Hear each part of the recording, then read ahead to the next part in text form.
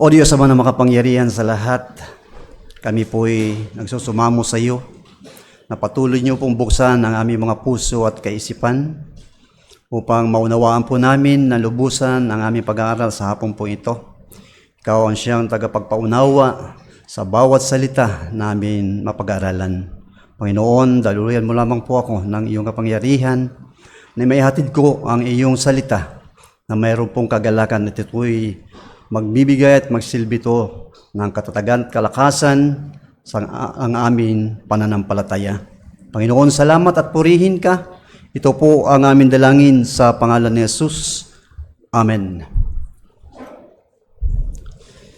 So dito sa talata na ating pag-aaralan sa hapon pong ito ay dito po sa Jeremiah chapter 31 verse 3 hanggang 14. At dito po ay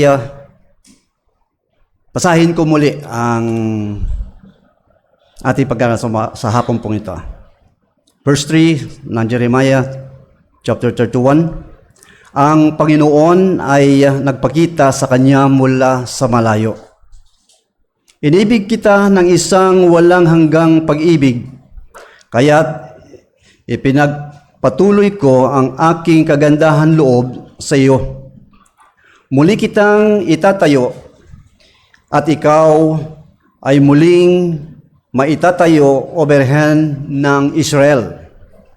Muli mong gagayakan ang iyong sarili ng mga tamburin at lalabas ka sa pagsasayaw ng mga nagsasaya. Muli kang magtatanim ng mga ubasan sa mga bundok ng Samaria. Ang mga tagapagtanim ay magtatanim at magsisiyahan sa bunga.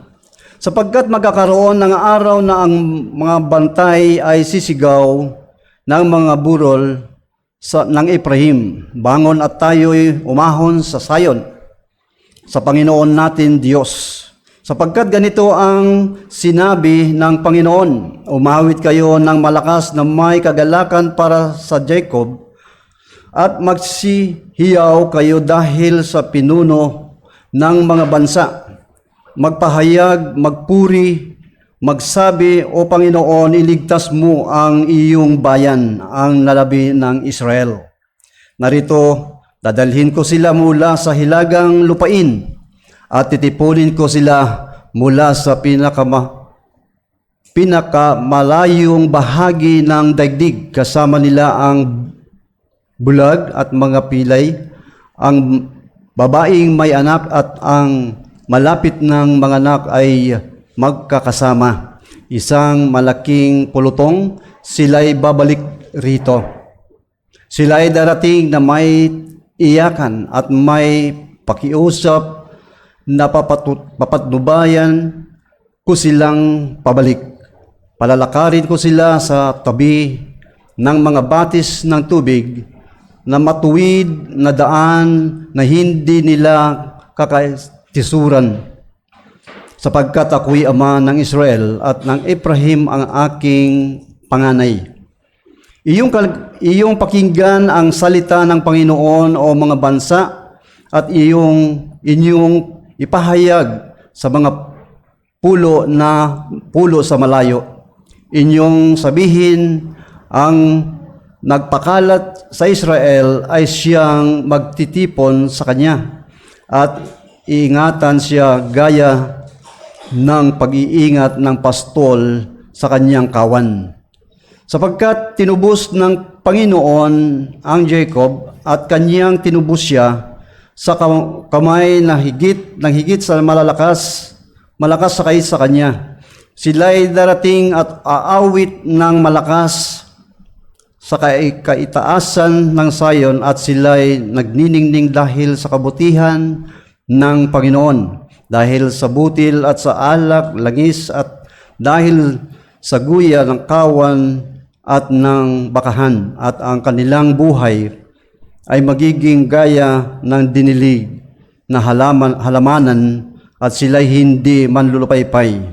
Kung magkagayoy, Magagalak ang dalaga sa sayawan at ang mga binata at matatanda na magsasaya. Gagawin kong kagalakan ang kanilang pagluluksa. Aaliwin ko sila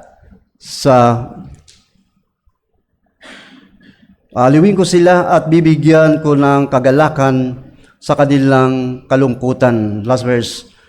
Bubusugin ko ang kasaganaan, ang kaluluwa ng mga pari, at ang aking bayan ay masisiyahan sa aking kabutihan, sabi ng Panginoon. Purihin ang Diyos sa pagkabasa ng kanyang salita. Dito sa talatang ito na ating binasa, ating papamagatan nito ng ang matatag na pagpapalang pag-ibig ng Diyos. Ito po yung pamagat niya, ang matatag at mapagpalang pag-ibig ng Diyos. Ang mensahe naman po nito, ang walang hanggang pag-ibig ng Diyos ay magbubunga ng kagalakan, kasaganaan at kaligtasan.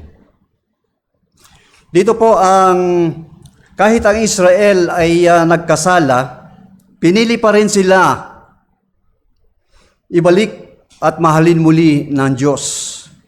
Matagal na silang naging bihag at hiwalay sa Diyos dahil sa kasalanan. Ngunit sa kabila nito, ipinakita ng Diyos ang kanyang pagkatapatan at pag-ibig at wagas na pag-ibig ng Diyos. Dito sa ating pag-aralan sa hapon po ito ay mayroon pong 4 na bagay na ating titignan po dito. Una, ang pag-ibig ng Diyos ay walang hanggan. Makikita natin po dito sa verse 3. Yung pangalawa, ang Diyos ay nagdadala ng pagbabago at papanumbalik. Makikita din natin ito sa verse 4 hanggang 6. At yung pangatlo, ang Diyos ay nag-aanyaya ng pagbabalik. Matutungayan natin ito sa verse 7 and up to 9. At yung pang-apat po ay ang Diyos ay nagdudulot ng kasaganaan at kagalakan. Makikita din natin po ito doon po sa verses 10 to 14. Dito sa unang puntuhin dito, ang pag-ibig ng Diyos ay walang hanggan. Makita natin dito sa verse 3, sabi po dito,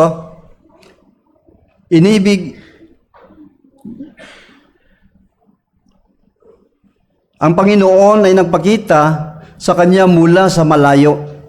Inibig kita ng isang walang hanggang pag-ibig, kaya ipinagpatuloy ko ang aking kagandahan loob sa iyo. So makikita natin po dito yung key verse dito ay inibig kita ng walang hanggan. Ang pag-ibig ng Diyos ay hindi labang pansamantala, kundi ito'y walang hanggan at matapat. Iyan po ang pag-ibig ng Diyos na walang hanggan. Matapat po ang pag-ibig ng Diyos sa atin. Alam natin na ang Diyos ay sagana at mabiyaya. Mabiyaya at masagana ang pag-ibig ng Diyos na kahit tayo ay nawalay sa Panginoon, subalit tayo po ay Kanyang inabot pa rin. Ganun po yung dakilang pag-ibig ng Diyos. Dito sa Deuteronomy chapter 7, verse 8 and 9 na binasa ng ating MC. Basahin ko po ang Deuteronomy chapter 7. Sabi po dito, kundi dahil iniibig kayo ng Panginoon at Kanyang tinutupad ang pangako sa inyo, mga ninuno, kaya inilabas kayo ng Panginoon sa pamamagitan ng makapangyarihan kamay at tinubos kayo sa bahay ng pagkaalipin mula sa kamay ng Paraon na hari sa Ehipto. Dahil dito, kilalanin ninyo ang Panginoon ninyong Diyos ay siyang Diyos, ang tapat na Diyos na nag-iingat ng tipan at may wagas na pag-ibig sa mga umiibig sa Kanya at tumutupad ng Kanyang mga utos hanggang sa 1,000 salinlahi. Pakita natin po dito yung katapatan ng Diyos. Ipinakita po dito, pinamalas po niya ang pag-ibig ng Diyos sa mga Israel. At dito po, tayo din, kung i-relate natin ito sa ating buhay, tayo po ay napariwara. Tayo ay inabot ng Diyos. Tayo napariwara sapagkat sa kasalanan. Subalit ang Diyos ay maibigin, mapagmahal, inabot tayo. Ganun po ang Diyos, ang kanyang pag-ibig sa atin. Maging, sabi po dito, ipinagpatuloy mo sa inyong tapat ng pag-ibig na makilala sa inyo. Talagang ito po ay pinagpatuloy pa rin ng Panginoon at ang iyong pagliligtas sa may matuwid na puso. Ito po, ang Panginoon nakatingin po sa atin, mga puso. Dito po, iyan po yung walang hanggang pag-ibig ng Diyos at matapat. Kahit tayo ay nagkasala, pinili pa rin tayong mahalin at ibalik. Inabot po tayo ng Diyos sapagkat siya ay mapagmahal na Diyos.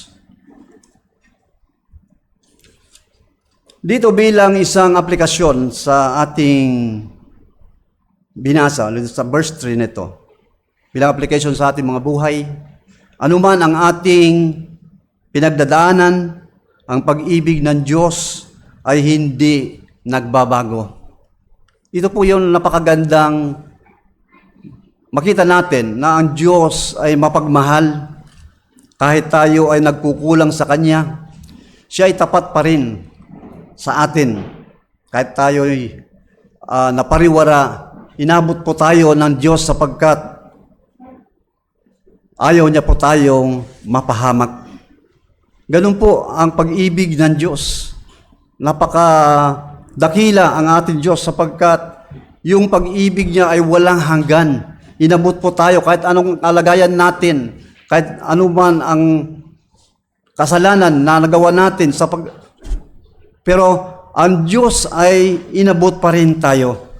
Ayun po ang napakaganda sa atin na dati tayo ay napariwara at ngayon ay nasumpungan po natin yung kaligtasan na nagmumula sa Diyos. Dito po sa verse 4, dito sa pangalawang puntuhin po natin, ang Diyos ay nagdadala ng pagbabago at pagpapanumbalik. Pakita natin dito sa verse 4 hanggang 6. At sabi po dito, muli kitang itatayo at ikaw ay muling maitatayo, O Birhen ng Israel. Muli mong gagayakan ang iyong sarili at ng mga tamburin at lalabas ka sa pagsasayaw ng mga magsasaya. Muli kang magtatanim ng mga ubasan at ang mga bundok ng Samaria, ang mga pagtanim ay magtatanim at magsisiyahan sa bunga, sapagkat magkakaroon ng araw, ang mga bantay ay sisigaw ng mga burol ng Ephraim, bangon at tayo'y umahon sa Sayon sa Panginoon natin, Diyos. So makita natin po dito, yung key verse nito, muli kitang itatayo. Yun po, yung key verse na makita natin sa talata na ating binasa. Ang puntuhin po dito, may pagbubuo o may pagsasauli at bagong panibagong simula mula sa Diyos.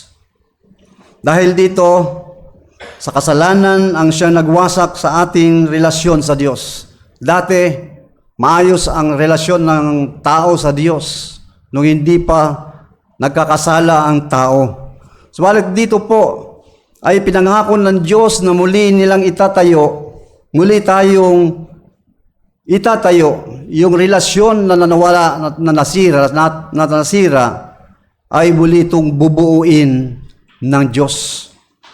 At dito po, makita natin sa Jeremiah chapter 33 verse 7, sabi po dito, ibabalik ko ang mga kayamanan ng Juda at ang mga kayamanan ng Israel, at muli ko silang itatayo na gaya ng una. Ang puntuhin po dito ay ang mga nawasak ay muling itatayo at ang dating pagdadalamhati ay papalitan ng kagalakan. So yun po ay nakakita ng magandang kilos ng Diyos dito sapagkat tayo ay muli niyang i-restore. Muli niya tayong itatayo. Yung dati natin nasira na relasyon natin sa Kanya, ay muli niya itong ibabalik sa atin. At tayo ay muli natin nasumpungan ang Kanyang habag at biyaya ng kaligtasan. Tayo ay, dito po sa verse na ating binasa, ang mga nawasak ay muli nang itatayo. Dati maayos ang relasyon natin sa Diyos.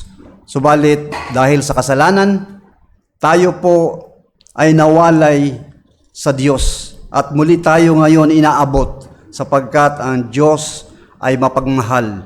Ang Kanyang pag-ibig ay walang hanggan. At dito sa verse 13b, at sabi po nga dito, gagawin kong kagalakan ang kanilang pagluluksa, aaliwin ko sila, at bibigyan ko ng kagalakan sa kanilang kalungkutan. Ito yun ang napakaganda na kilos ng Diyos. At papalitan po niya yung pagluluksa at aaliwin tayo ng may kagalakan. Dito po ay hindi lamang tayo minahal ng Diyos, kundi siya rin ang nagbubuo ng mga nawasak na bahagi ng ating buhay. Alam natin na tayo ay mayroon pong nasirang bahagi sa ating buhay noon hindi pa tayo nakakakilala sa Panginoon. At dito ay nire-restore po niya uli. Dito, ang ating pag-uugali, maaari itong inaayos ng Diyos sa pamamagitan ng Kanyang salita. Ang ebanghelyo ng kaligtasan ang siyang naipapahayag. Ito po ay nagkakaroon tayo ng pagbabago. Ito po ay tayo ay muling mapapanumbalik sapagkat ang Kanyang ebanghelyo ng kaligtasan ang siyang naipapahayag ay ito muli ang magtatayo at magbubuo sa atin. At i-restore niya muli ang ating nasirang relasyon natin sa Diyos. Ganun po ang kadakila ang ating Panginoon.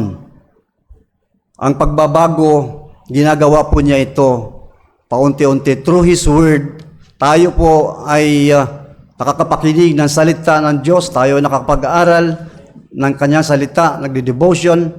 Ito po yung mga bagay na kasangkapan na tayo po ay inaayos, inire-restore ng Panginoon.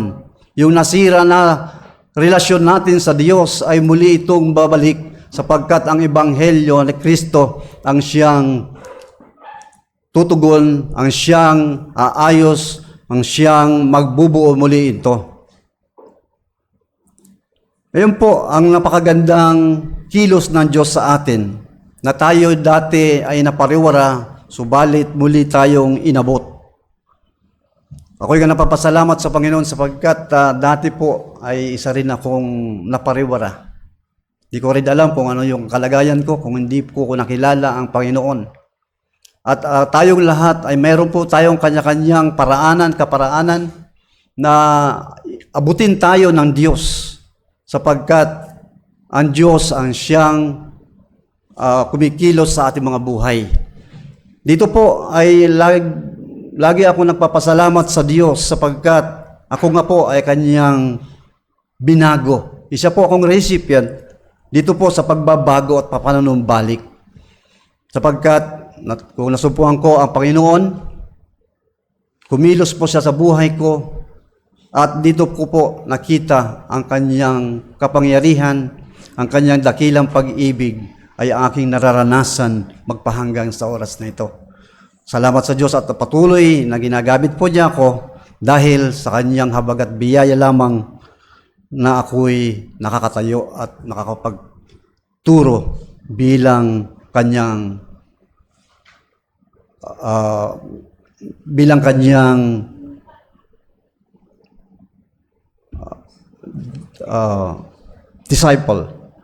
disipulo. Yeah. Bilang tagapagturo.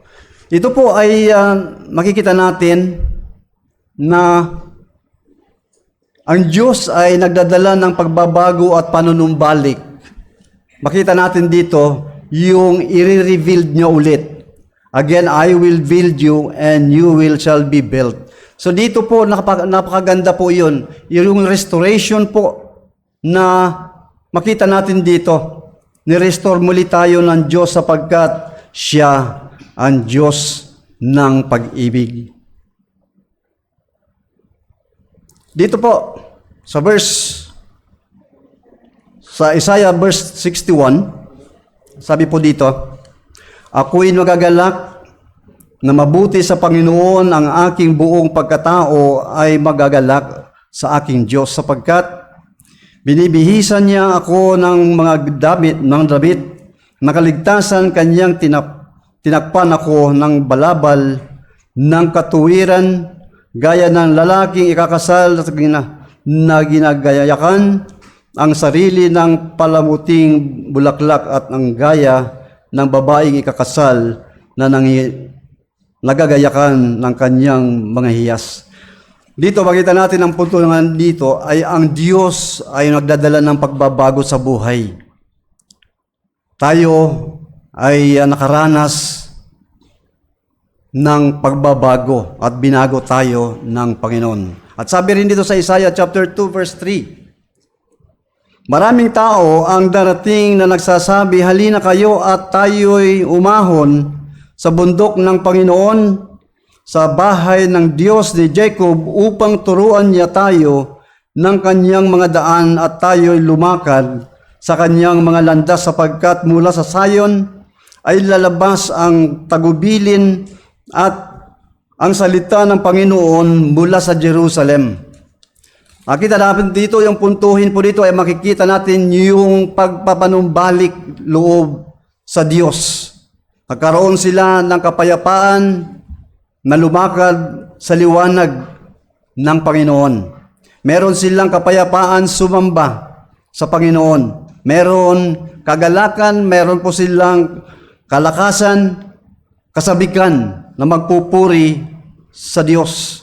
Dito po, dati sila napariwara at ngayon, ang mga Israel ay nagkaroon po sila ng panunumbalik sa Panginoon at nagkaroon din po sila ng kapayapaan na sumamba. At dito bilang aplikasyon ay sa buhay ng tao may mga sirang bahagi, ngunit kayang itayo muli ng Diyos ang lahat. Ayun po, napakadakila ang ating Diyos. Napakabuti, mapagmahal. Sapagkat yung dati natin bahagi, yung nasirang bahagi ng buhay natin ang inayos ng Panginoon. At dito po, sa ating pangatlong puntuhin, ang Diyos ay nag-aayos, ang Diyos ay nag-aanyaya ng pagbabalik. Sa verse 7 and 9. At sabi po dito, makita natin yung key verse naman po dito ay, iligtas mo, O Panginoon, ang iyong bayan.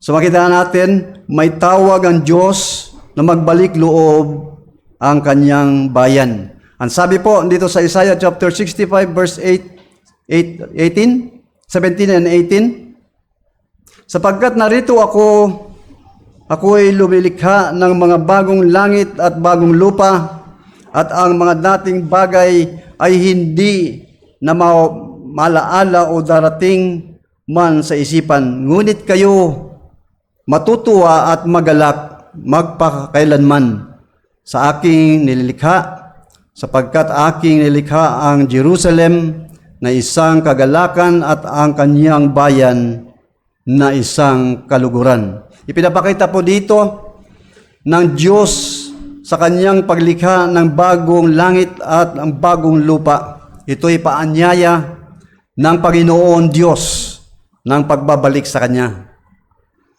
Dito po ay pangako ng Panginoon na siya ay lumikha ng bagong langit at ng bagong lupa, na kung saan dito tayo, ang final destination po natin, ang kanyang nilikha na bagong lupa at bagong langit.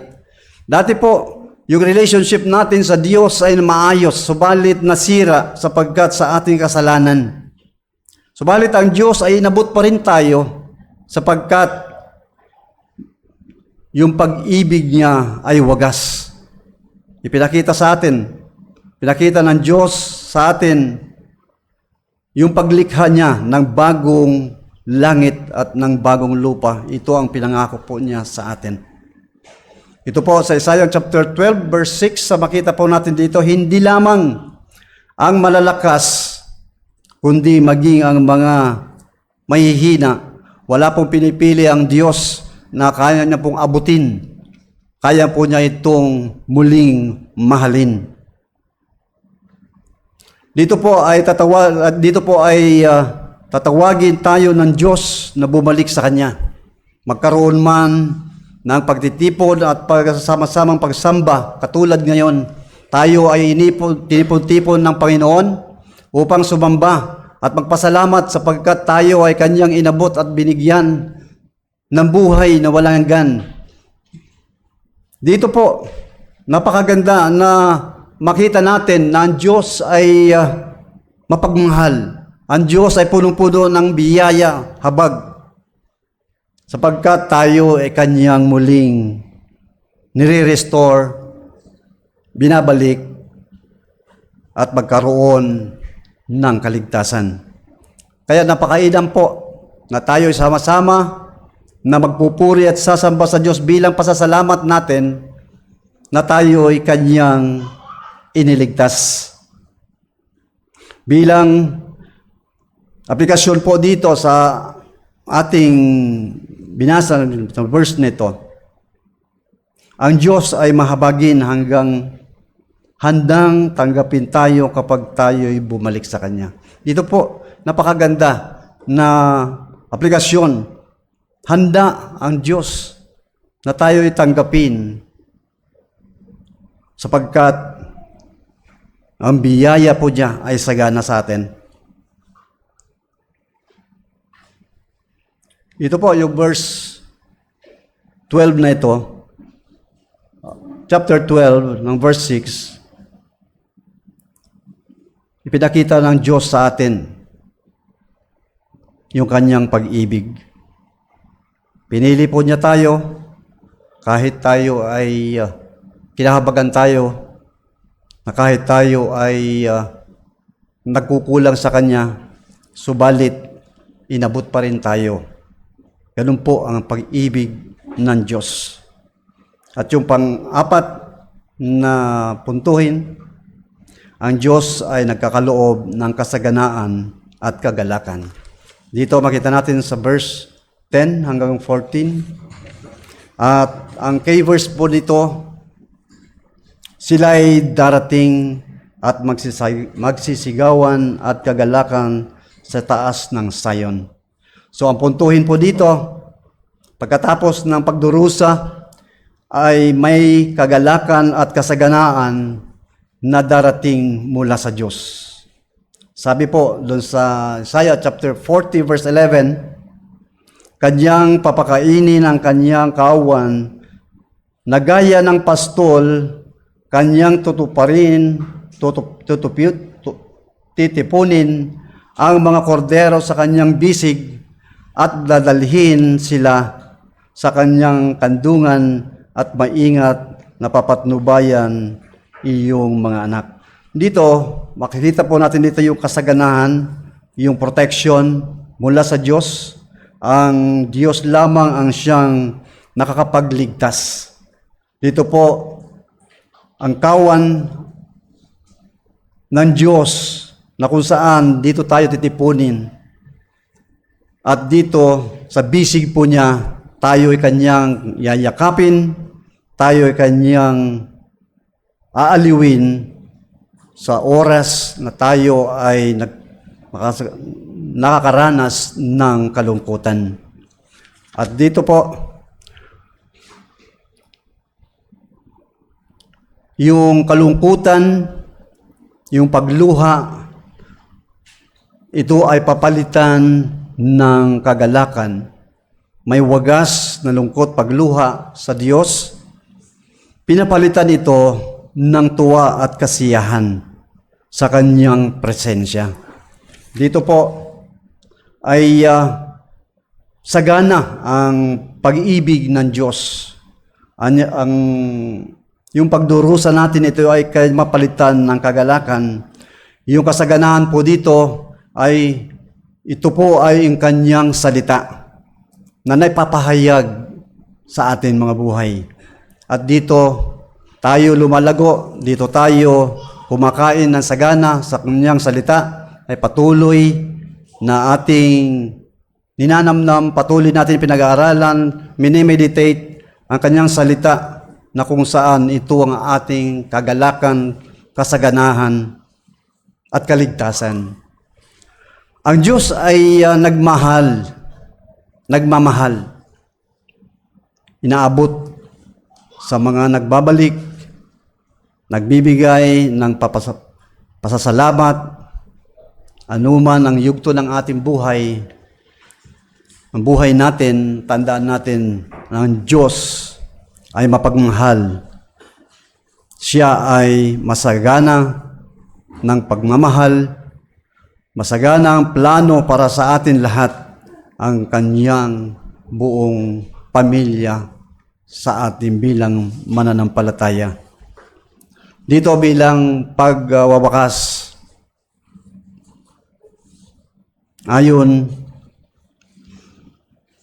ang Diyos ay nagmahal sa atin. Ang Diyos ay inabot tayo.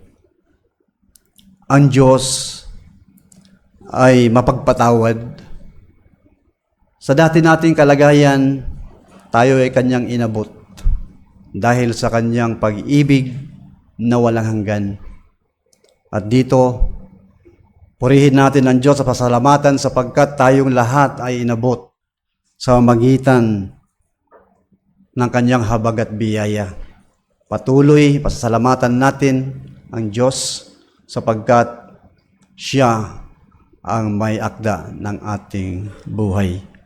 Purihin ang Diyos at tayo po ay manalangin. Panginoon, salamat sa iyo dakila mong pag-ibig. Salamat sa iyong habag at biyaya. Salamat kayo ang siyang patuloy na nagbibigay po sa amin ng kalakasan spiritual. Patuloy niyo kami hubugin, Panginoon. Patuloy niyo po kaming samahan sa amin lakbayin sa buhay na ito. Patatagin niyo po ang aming pananampalataya. Palakasin niyo po ang aming spiritual na buhay sa magitan ng aming pag-aaral ng iyong salita. Panginoon, salamat sa iyong dakila mong pag-ibig. Salamat sa iyong salita na kung saan ito ang aming sandigan. Purihin ka at luwalhatiin ka. Ito po ang aming dalangin sa pangalan ni Jesus. Amen.